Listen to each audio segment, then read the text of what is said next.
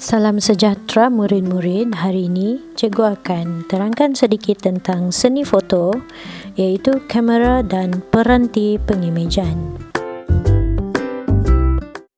Kamera bermaksud alat optik yang digunakan untuk merakam dan merekod gambar, simpan, hantar ke peranti lain ataupun cetak terus.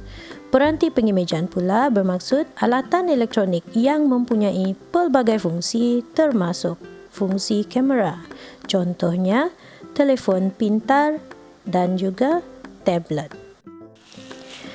Ini adalah maklumat lanjut yang kamu boleh lihat pada muka surat 138 di dalam buku teks kamu mengenai definisi kamera. Seterusnya, ini adalah bahagian-bahagian kamera yang kamu patut tahu ya, sekiranya kamu mempunyai kamera digital seperti yang dalam gambar ini. Okey, so kamu kena kenal mana satu adalah bahagian flash, mana satu adalah viewfinder dan bahagian yang lainnya. Jenis kamera. Kepelbagaian jenis kamera dan peranti pengimejan merujuk kepada perbezaan bentuk, spesifikasi dan kegunaannya. Kamera compact. Kamera compact ini adalah bersaiz kecil, mudah dibawa, mudah diguna dan biasanya settingnya adalah automatic dan pengguna hanya perlu fokus pada objek dan shoot sahaja. Seterusnya, kamera gambar segera. Sejenis kamera yang mengambil gambar melalui lensa dan mencetak gambar tersebut terus pada kertas foto tanpa perlu memindah ke peranti yang lain. Kamera TLR ataupun Twin Lens Reflex mempunyai dua lensa, satu untuk pindahkan imej ke filem dan satu lagi berfungsi sebagai viewfinder. Kamera SLR ataupun Single Lens Reflex, kamera ini mempunyai filem yang kita boleh simpan sehingga 36 imej sebelum perlu menggantikan dengan yang baharu. Kamera DSLR pula mempunyai daya tahan bodi yang lebih tinggi. Pengguna dapat menetapkan kawalan exposure seperti ISO, aperture dan shutter speed. Pengguna juga dapat menukar lens mengikut kesesuaian yang bergantung kepada situasi. Mirrorless Interchangeable Lens Camera MILC diperkenalkan secara komersial pada tahun 2008, mempunyai fungsi yang hampir sama seperti DSLR tetapi tidak menggunakan cermin pada sistemnya. Biasanya saiznya lebih kecil dan ringan. Okey, ini anda dapat melihat kamera DSLR berbanding dengan mirrorless.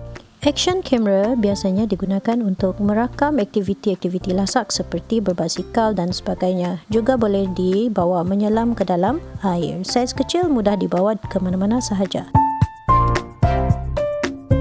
360 kamera mampu merakam video atau gambar yang hampir mencapai semua sudut kerana ia mempunyai kamera jenis timbul dan juga sensor serta lens yang cukup besar.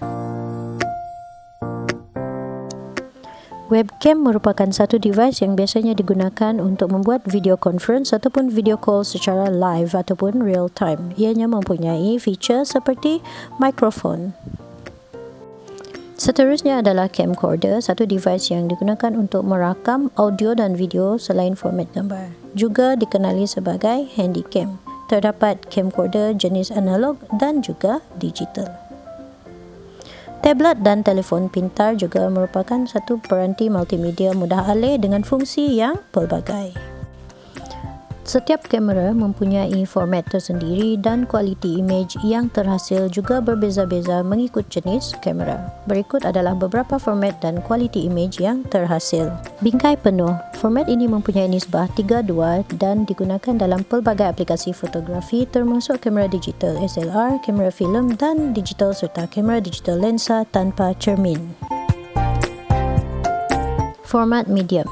Format ini digunakan untuk filem dan kamera digital yang merekodkan imej pada media yang lebih besar daripada format yang digunakan dalam fotografi 35mm tetapi lebih kecil daripada 4x5 inci yang dianggap sebagai format besar. Pada bahagian ini, anda akan mempelajari beberapa teknik komposisi kreatif di dalam fotografi iaitu peraturan ketiga, sudut pandangan, imbangan, kedalaman, garisan membawa dan juga pembingkaian. Rule of thirds. Biasanya bingkai dibahagikan kepada 3 bahagian dan objek disusun di bahagian ketiga, sebelah kiri atau sebelah kanan bingkai. Terdapat beberapa contoh sudut pandangan ataupun angle di dalam fotografi, iaitu low angle, high angle, eye level, bird eye view dan juga frog eye view. Seterusnya, balance. Semua elemen dalam gambar tersusun dengan seimbang sehingga menghasilkan pemandangan yang sedap dipandang. Seterusnya, depth ataupun kedalaman bertujuan untuk memberi fokus kepada subjek yang ingin ditonjolkan dengan mengabulkan imej di sekelilingnya. Seterusnya, leading lines ataupun garisan membawa, iaitu garisan yang mengarah atau menghala kepada subjek utama dalam gambar.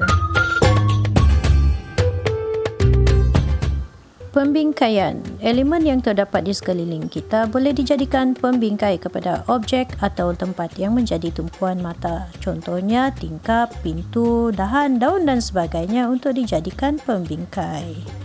Sekian sahaja untuk kali ini. Terima kasih atas perhatian anda. Semoga bermanfaat.